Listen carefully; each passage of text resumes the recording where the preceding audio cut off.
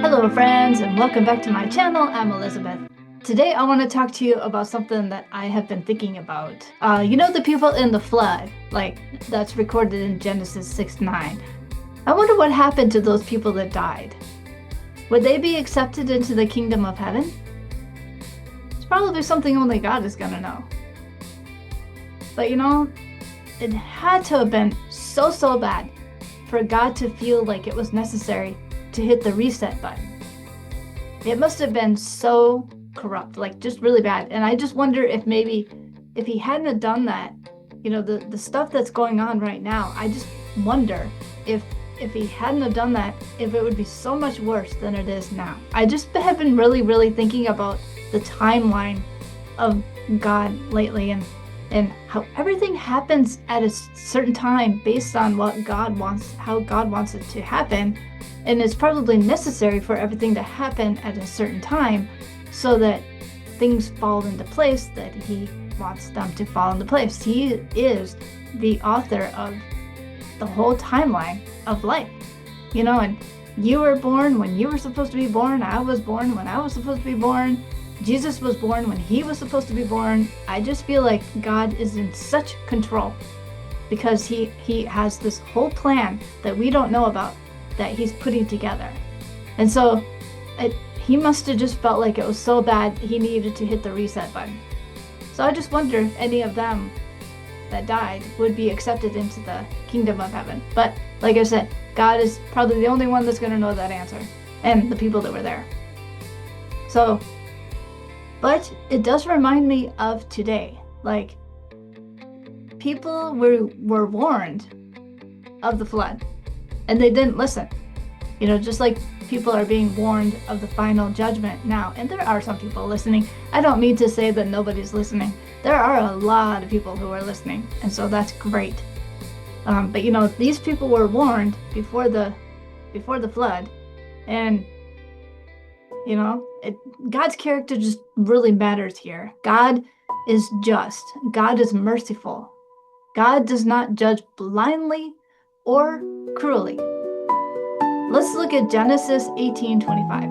I'm going to read from the NLT version. So it says, "Surely you wouldn't do such a thing, destroying the righteous along with the wicked? Why, you would be treating the righteous and the wicked exactly the same. Surely you wouldn't do that.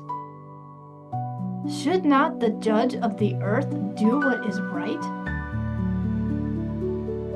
So what Abraham said? What Abraham asked? He has got a ton of questions. Well, what if you find 50 or 45 or 40 or 30 or 20 or 10 righteous people? Would you destroy them too? No, I would not destroy them. He would not destroy them. But there was a lot of people who didn't listen. So maybe they will face the same consequence in Revelation. It says in Matthew 24:37-39, "When the Son of Man returns, it will be like it was in Noah's day." In those days before the flood, people were enjoying banquets and parties and weddings right up until the time Noah entered his boat. People didn't realize, or maybe they just ignored, what was going to happen until the flood came and swept them all away. That's how it will be when the Son of Man returns. All those people just went about their day. They knew, but they didn't listen. Friends, we are entering into a time of Lent. This is all about awareness, not guilt. God is patient. He warns, and God provides. God always provides a way of rescue. The final judgment will be separating the wheat from the tares. It will be separating the true believers and the non-believers. The ark wasn't hidden. It was big. It was noticeable. The door was open. Warnings were given. They didn't listen, and they perished. I invite you, friends, to evaluate your life.